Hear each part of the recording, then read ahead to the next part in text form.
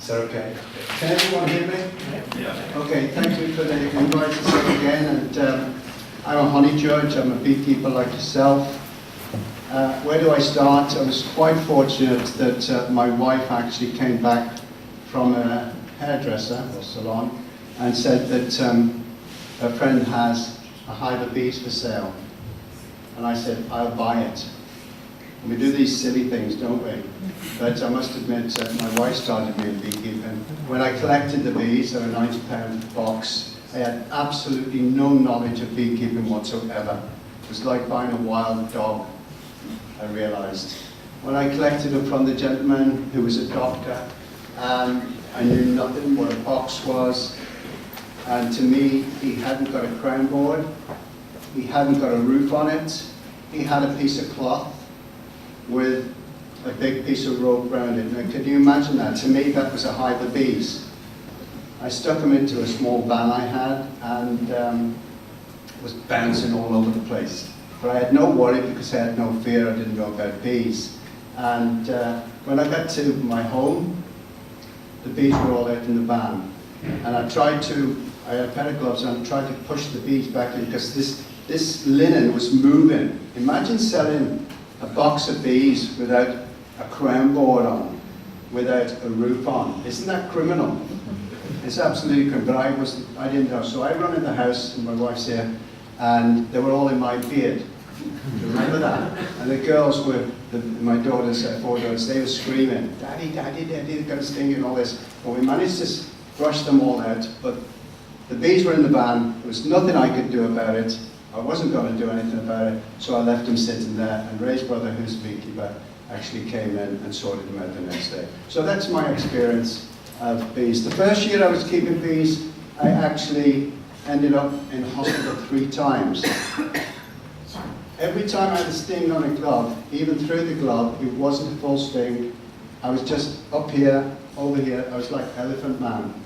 I was so ill. Ray will tell you this, so ill, and it wasn't a full sting. So I had to be rushed to the hospital, and the third sting within about a month, I was really ill. I had to stay in bed for a week because the venom was really knocking the hell out of me. And I wasn't even getting a sting, but I was enjoying the beekeeping. The last time I went to the hospital, because my leg, I was stung on the ankle, and my leg was up here, they had to cut my trousers off to deal with it. And the doctor said to me, Michael, you have to give up the bees. They are poison in your system. I said, Doc, I am not giving up the bees. And that's it. Over the years, stings, no problem. Plenty of stings, no problem. I can take 20 or 30 stings, and it is. So it just shows you your body, hopefully, will adjust to that there. I'm quite good. Okay. So we're looking at actually preparing bee crafts for the show bench. It's not everybody's cup of tea, really. Some people hate it, they don't want to know about it, but I can assure you, when you do go down that line and you win a prize for a nice jar of honey, that what you made, what you put up there, is worth everything. And it increases your sales, okay, which is amazing as well. So I'm going to show you a few tips, and if you follow these tips, I guarantee you will win prizes. And they're not difficult. I have no secrets. I have no secrets about showing you or teaching you or whatever. And that's the way it should be. We should all pass our knowledge on as we go along. So if there's any questions when I'm working with something, I'm going to try and move over here and try and work with that. That'd be grand. You're quite fortunate in Ireland. We have fantastic flora. We have fantastic nectar. We've got everything we need for good prizes. The Irish beekeepers, the Irish do really well at the National Honey Show. They do exceptionally well. We have some of the most fantastic exhibitors in the world in Ireland. And I would rate that we have the most fantastic honey judge in the world. I won't include myself in this pot, okay? And that's Redmond Williams. Redmond Williams is without doubt one of the finest judges in the world. There is no other. I've worked with every one of them across the world, and there is no other. So he is #1. My mentor was a gentleman called Michael Moore. Brendan, you remember Michael Moore? From Polish? He was awesome. He was awesome. And every time Michael was judging in Belfast or judging in Gormanstown, I asked to be his steward. I have never seen a judge like this guy. Such a humble man as well, a diabetic. And you would say, how can a diabetic sort of taste honey, etc. But he had no problem with it.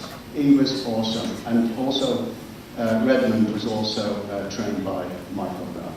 And unfortunately he's not with us today, but I owe an awful lot to this man. What an excellent man.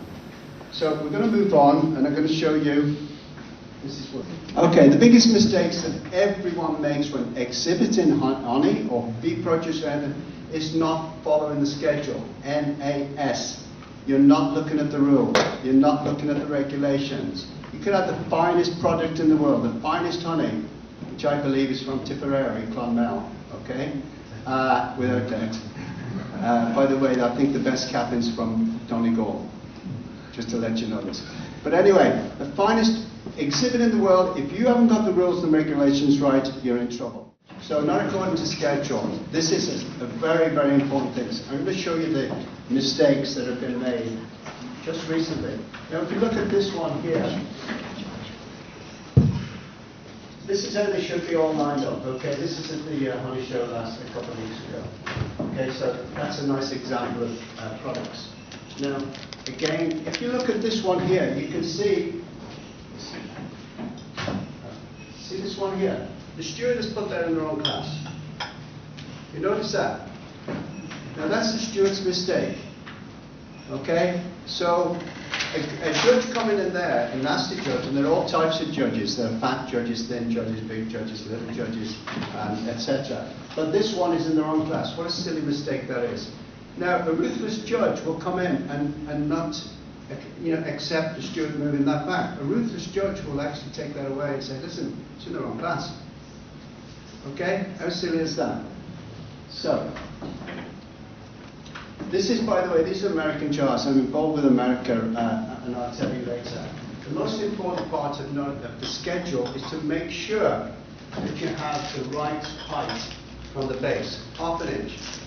If that label is up here or here, it's disqualified. It's disqualified straight away. You've worked so long on the honey, polishing the jars, cleaning, and the label is in the wrong spot. And believe you me, I would disqualify it.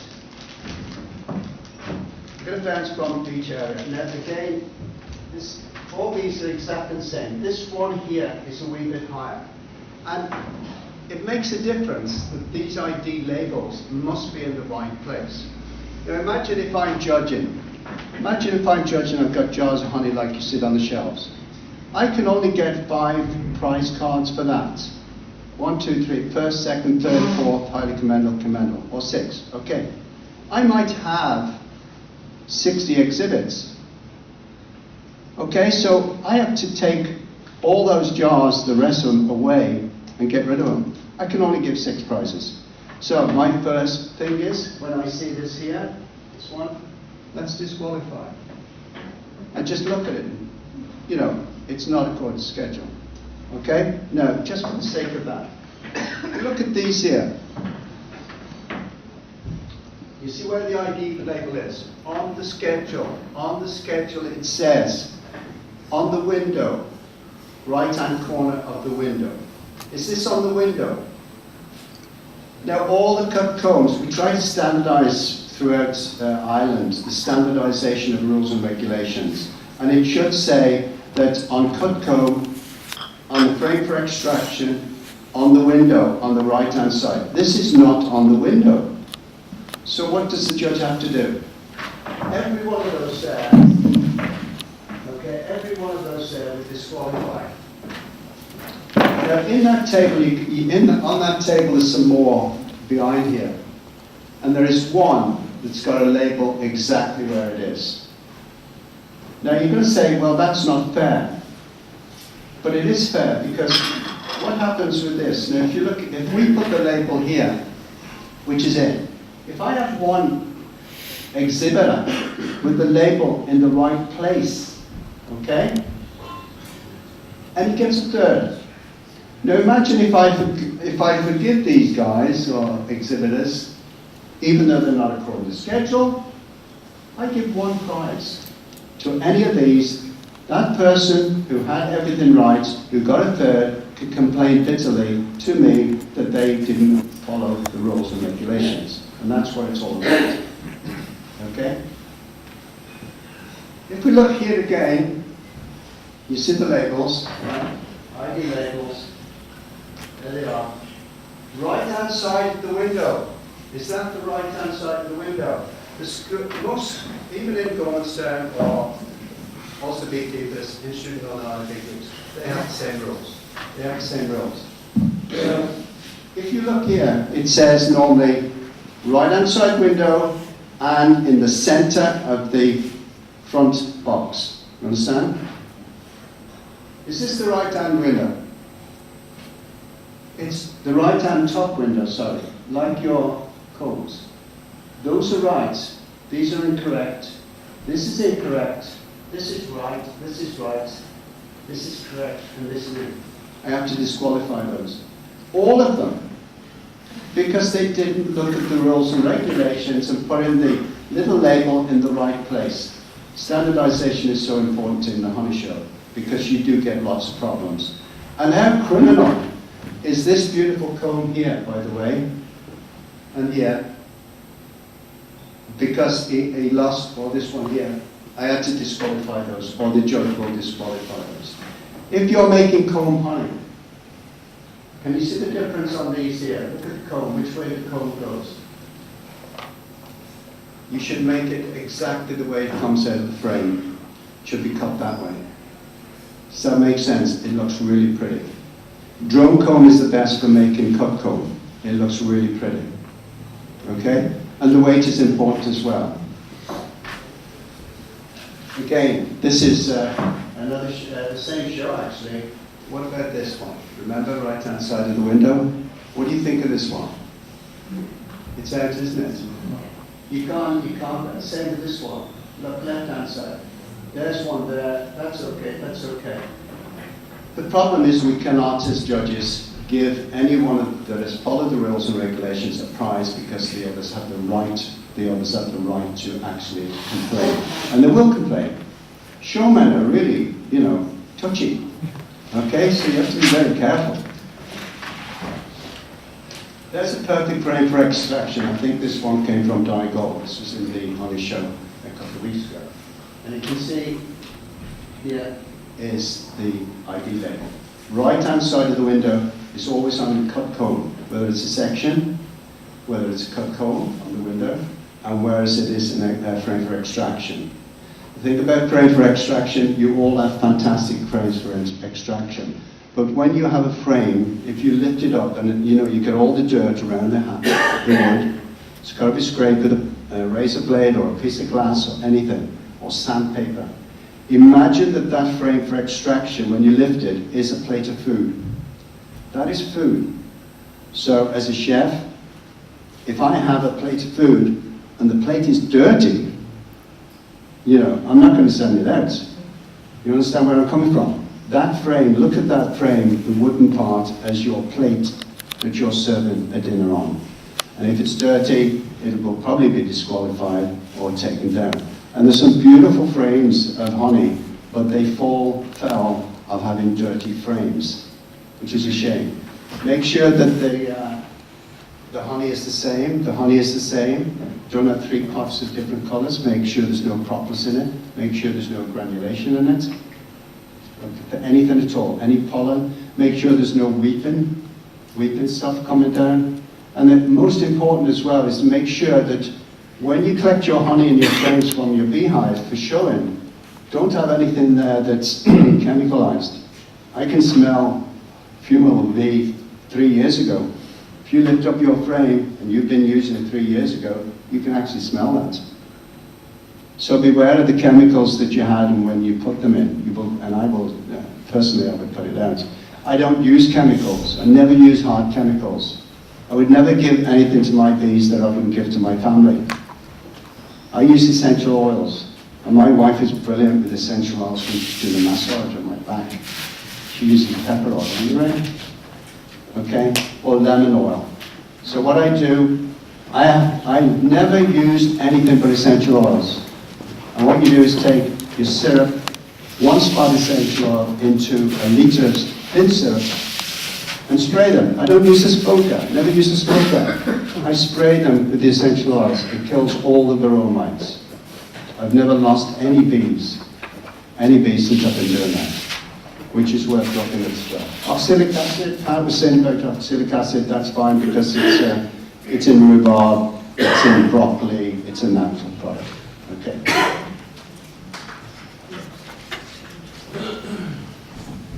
Talk about candles quickly. Candles, does anyone make candles here? No? Yes, sir. Okay. I'm going to light this candle, and there's a reason I'm going to light it. My wife makes these candles, and if you're showing candles, I won't talk too much about candles because you could talk forever about the wicks. The wick is the most important part of the candle. You must have a correct wick. And there are all types of wicks. This one, actually, I'm trying this as a test. I would never use a wick like this in my life. This is from Johnny Galway's wick, okay? I always use a braided wick, a square wick, not a round wick.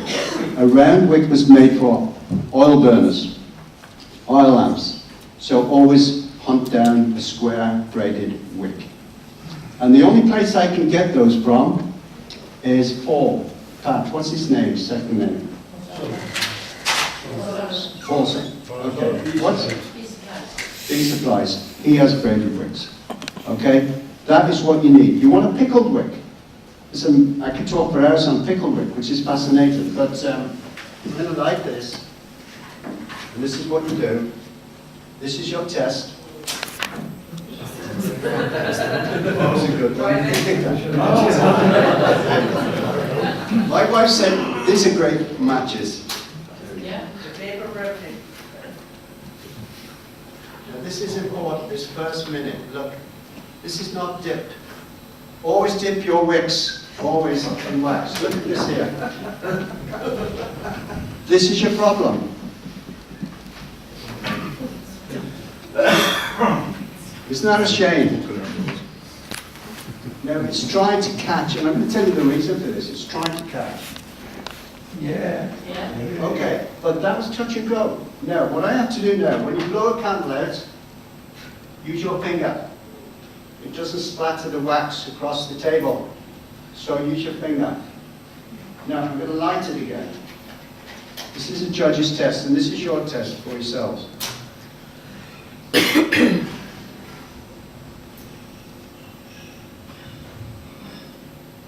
Okay, I'm going to light this one.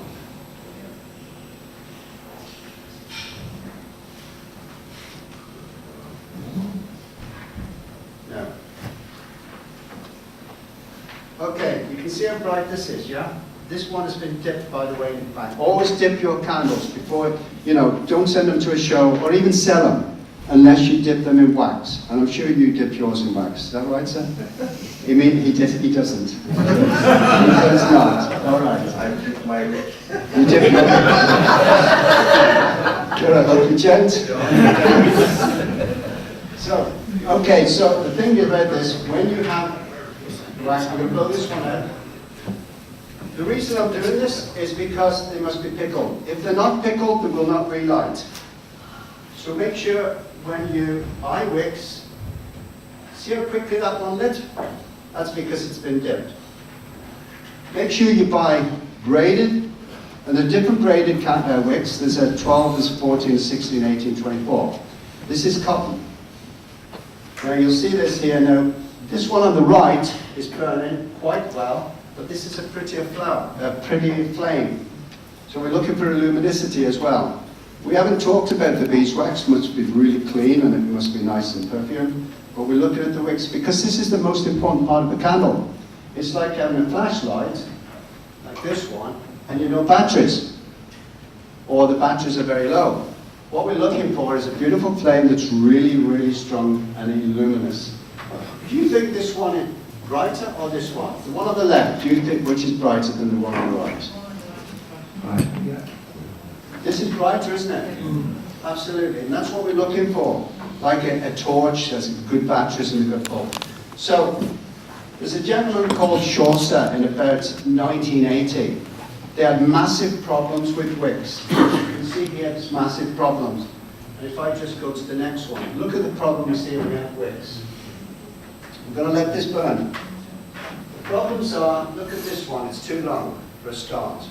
Okay? And it's melting all the wax around it. This one here, same principle. And this one here, look at this here. We call that a mushroom head or a cauliflower head. Okay? It means the wick is not pickled and it's not good. And I'm sure you've seen those everywhere. They create smoke. They don't have that lovely flow. And what's happening here with the flame is sucking up air and it's cooling the outside of the flame as it's doing that. And what you're going to get is a nice cup. And you want a nice cup of liquid wax. And it's just feeding it. And it's internal combustion. It's really amazing when you go into the science of it. But this is not as bright as this, is it? And that's what you're looking for, is a bright candle. Now, beeswax is expensive. There's no question about that. And that's why you need to get a good price, because it takes, what, £7 of honey for a bee to make £1 of beeswax. And what you need to do, if you're going to sell these, is check the burn rate. This one will probably burn for 12 hours. Now that's worth money, and if you tell your customer it's worth 12 hours, that's worth money, okay? As well, if there was a Sterin candle or something like that, it would burn for maybe 1.5 to 2 hours, okay? So we're going to leave this, and I'm still happy with this flame here. Would you agree that this is a better flame? Be careful of the wick buying. Buy a braided wick. Buy a pickled wick. And a pickled wick is where they take the wick, piece of cotton, or cotton, 16 braided, and they boil it for an hour in a brine solution. The correct name is called a mordant. And they boil it and boil it and boil it. Okay, so what you need to do then is buy a pickled wick. That'll control the flame. Chaucer designed a wick. This is the bad wick. And what he did, if he has 12 strands of cotton, okay, he took one strand of cotton and he pulled it tight. That's all he did. And what happened, as soon as you light it, it bends over like that. You will never get any cauliflower heads or broccoli heads if you have a correct pickled wick braided. Okay? And that's important to note. So make sure you buy the correct okay. I'm not talking about honey cakes because I've never known so many beekeepers make cakes and exhibit cakes. It's probably their wives. Okay, but if you want a question on that, as you can see, I would imagine that this one here probably got the first anyway. The rest are overcoloured and all that. I could talk to you for honey cakes as well. This is an important area here. All the fruit must be even without. You see that? There's a good one. This one's dropped. Okay? For those who are making honey cakes, a great tip. When you mix the butter with the honey, okay, and you add eggs or whatever, and that's called the batter, and you mix it, okay, and it's got to get to it's not going to be white or it's not going to be yellow, it's in between. If you take a small piece of that batter and you drop it in oil, if it floats, it's ready for the rest of the ingredients. If it sinks, it's not ready. That's just enough air for it to float. Does that make sense? The more air in a cake, the better the cake's going to be. Okay. You'll notice that this line is a bit coloured here. You can see there. That's because of the acid in the honey. If you want no colour, have you ever seen a brown line at the bottom of a honey cake? It's the acid. So the only way to neutralise that is put half a teaspoon of cream of tartar, and that will neutralise it. And you saw the grading glass. There are grading glasses that, look, make sure that the grading is the same colour as this. Light, medium and dark. This one is on the balance of medium and dark, medium light. And then the judge will look at this here. This is the death knell of all light honeys. This will destroy your exhibit. And you can see that. We can see everything from there. Okay? Make sure there's no light between the top of the lid and the bottom of the honey. At the top of the honey and the bottom of the lid. If you can see light, that means it's underweight. And if I was a judge, judging right across those short benches, I'm going to go in there and I'm going to say, listen, I've only got to get 5. I was judging the national ones, there was 250 entries in the lot. I have to get 6 prizes. And if I see anything, it's going to go. So if you see light, it's underweight. It won't get past that. Make sure you polish the jar, polish it with silk. There is nothing nicer than a beautiful polished jar. If I see a thumbprint on it or a piece of fluff, it's disqualified. Okay? You have to attract the judge's eyes. When I was in Georgia, judging at the Young Harris in Georgia, there was this one jar of honey. It was stunning. And it just caught my eye. It's like my wife, when I first met her, she caught my eye. She was in a bunch of about 12 girls, and she was the one that caught my eye. Same with you guys, right? Okay? So what you need, you get them to catch the judge's eye. How do you do that? It has to be polished. It has to be polished, not dull. Okay, now, if you look at this picture here, out of all those things, I want to show our hands. Okay, I want you to look at not your favorite honey. Okay, it might be Bell, it might be Ling, it might be Clover, whatever. What I want you to look at is which is going to catch the judge's eye.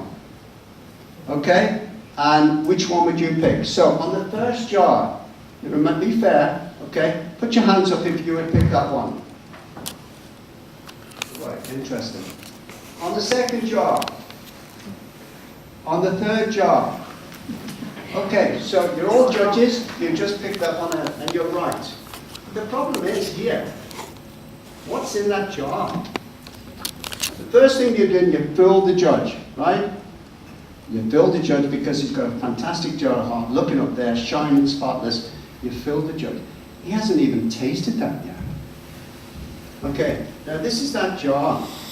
And can I tell you this is chainsaw oil?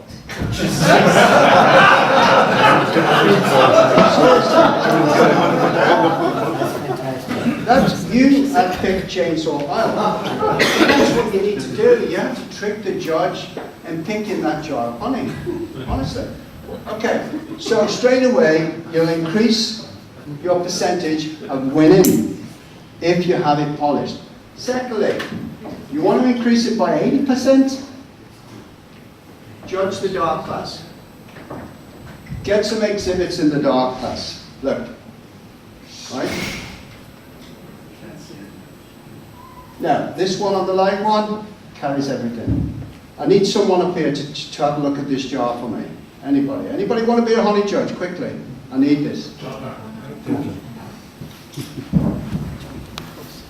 You're the judge. We're looking for granulation. We're looking for everything. Just have a look.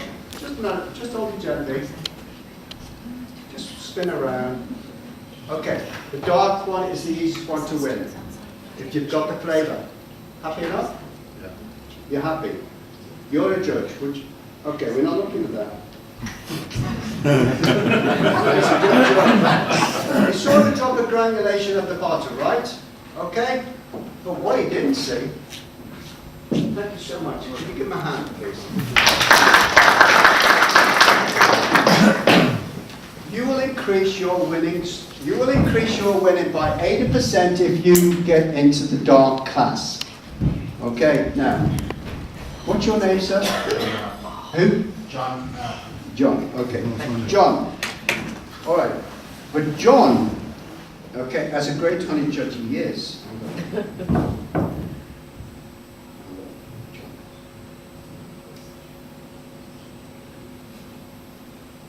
What kind of honey is it? You wouldn't believe me if I told you. Is that why John Summer will win all the dark tests? John didn't see this. Teabag, don't use John didn't see the lump of coal. You see where I'm coming at here? Okay? Look, you see where I'm coming? A judge will not pick half the stuff out in the black jar. Okay? You can hide a tractor in it. John, it wasn't your fault, it was a trick from me, okay? Okay? Don't worry, John, we remind you. Brendan Copper said you failed. Brenda Cochrane did my intermediate way back. I got 70%, right? I got 69, he failed me. And I'm still speaking.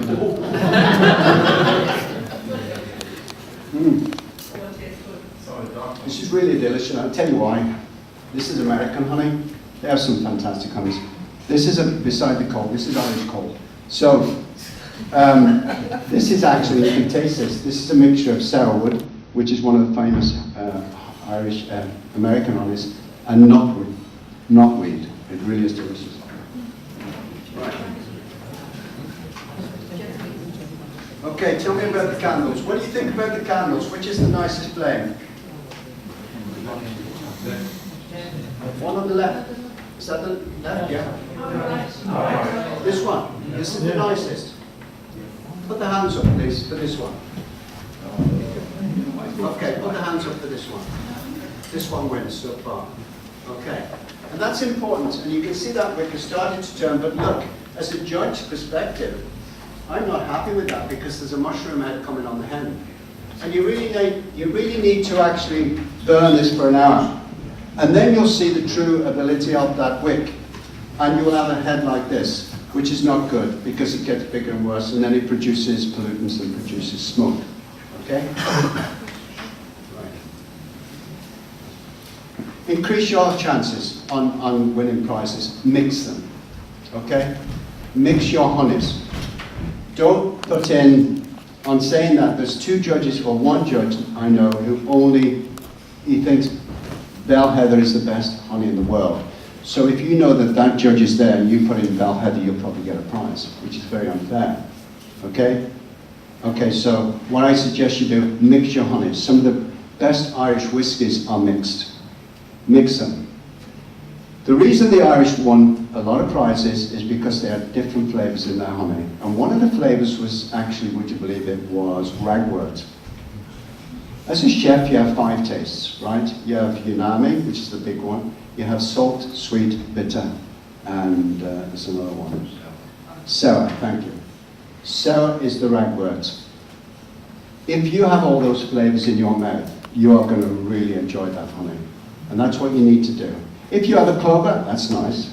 If you have sourwood and a bit of this and a bit of that, so if you mix a bit of clover with a bit of bell and with a bit of ragwort and a bit of, if you blend your honeys, you will have a fantastic flavor, and that'll catch the judge again. He said something different about this. I like this. If I give you a cup of sugar and a bottle of vinegar and ask you to eat that cup of sugar and drink that vinegar, you couldn't do it. If I asked you to make a sweet and sour sauce, which is vinegar and sugar, you could eat that chicken sweet and sour sauce all night. So you see where I'm coming from now, okay? The one tip on chunk honey I didn't forget. Chunk honey should be beautiful square. It should be the same honey in the inside of the comb as the outside in the jar, okay? And also, the most difficult part is putting the chunk on the hen because you damage it. So you cut your chunk on into your nice square, and what you do is actually stand your chunk up on the table like that there, okay? Okay, you got your chunk standing up, right, in your head. Put the jar on top. You take a hairdryer, make it touch the base, warm the bottom. What happens? Sticks to the bottom. Put a knife in, lift it up, and it sticks absolutely perfect to the bottom of that jar. It will not move, and it'll look great, catching the judge's eye. You don't want one that's like that, or you don't want that one that's floating. Does that make sense? Okay, quickly, because I know I'm out of time. Can't talk too much. Okay, if you're taking things to the show, if you're taking honey to the show, the best thing you can do, and I'd love to show you how to clean this jar properly, but I'm not going to have time by the looks of it. How long have I got? 2 minutes? 3 minutes. 3 minutes, thank you. Okay. What you need to do as well, you've got your honey like this, okay? Forget the coal. You need to clean the screw ribs. You need to take another spoon in hot water and take any fine bubbles are around it, okay? Any fine ones. Do that a couple of times. So what you need to do that a couple of times, take out the bubbles. Then you have this here, okay, the screws stuck with honey, inside and out. A wet cloth, put it on there and give it a good, clean run. Does that make sense? You have a really beautiful, clean, because if I'm a judge and I hear when I'm taking that screw off that it's sticky and tacky, I know this guy's not a good showman. But if it comes off all crisp and clean, I'm saying, hey, that is a good jar of honey. I have been tricked in saying, hey, this is a good jar of honey. So I've already more or less gone to say this is good, maybe get a prize, okay?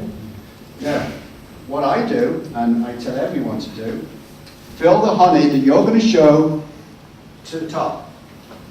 Take a bit of cling film, you may know this. Put the cling film on, put the cling film on. Take it up there. Leave it for 2 days like that there, right? Pull it off. It'll take nearly all the bubbles that you have on there. Okay? Now, when you're taking it to the show, put more cling film on and put the lid on, so when you go to the other side, the show, you take off the lid and pull the cling film on, and then there's no honey hitting the top of the lid. Does that make sense? Okay. I don't have time to talk for wax, no? Okay. Mead is a wonderful product. Again, the fall down is on the sketch, on the ID mark. Yeah. This one here was disqualified because it was not half an inch below the cork. Again, the schedule. All right. It's so important that you stick to the rules and that. Okay. Which is the best plane? This one? Hands. Give me your hands, please. Okay. This one? Okay, so this one, see what's happened? We've changed. This one is winning now. This was winning ages ago. So this plane is coming in better. The plane, this is a wee bit ugly. This plane is ugly, okay? But this one is really starting to shape up like the way it should be. It's a nice, so that's the difference between a pickle wick and an ordinary wick. So pick up your pickle wicks. Okay, any more things I need to say? Make sure you put your honey in the right glass. We have grading glasses. You know we have grading glasses, right? You're aware of grading glasses. The picture I showed you with the grading glasses, which I have here. And there are so many different kinds. So make sure that you have the same grading glass as the honey show that you're dealing with, i.e. like this here. And that's important as well. Thank you. Any questions?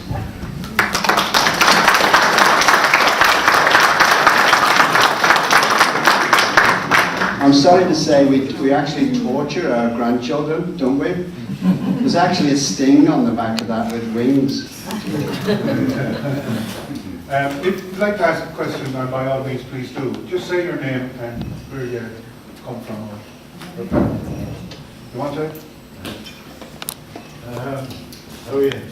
John Dawson from Clonmel. Best honey. My honey. Best honey. Yeah, my honey is Clonmel honey, and can I coach you on that? What you say? I absolutely 100%. There's no, okay, you've got Owen who's moved up to County Louth at the moment. He's a great showman, and you've got Paul Doyle who's a great showman. But Clonmel, the word Clonmel, you know what the word Clonmel means. The belly of honey. What's that? The Bell of Honey. That name has been going for thousands of years. That just didn't arrive yesterday. So does that not tell you something? The only other thing I just want to say is that, as you know, I started the honey show in Clonmel, the first honey show. But anyway, I used to be showing honey for a long number of years, you know, and I found out that the guys with the dark honey like Somerville, they were winning all the time, and they were proved that to me. The other thing I want to say to you is, really, I didn't show honey for 25 years. You know, like you go through a phase. But I used to be making mead and wine as well, you know. And one guy said to me, we'll try and trick the judges. So I made a 28-day quickie. Did you ever hear of the quickie wines that used to be out? I hear the word quickie, but it's not the wine. A 28-day quickie, and I showed it, you know, on Fort Island, and I got a gold medal for it. They said, Jeff, that's great stuff. And just only afterwards, I produced a bottle, and I said to the lads, listen, I said, that only took 28 days to make. You buy that in the winemaking shop, 28 days. That's right, and it won. Well, I want to say thank you very much, Michael. That was absolutely very interesting, and very illuminating. And John Martin will never live it down. And I know some people that will always remind him. Okay, now look, thank you very much.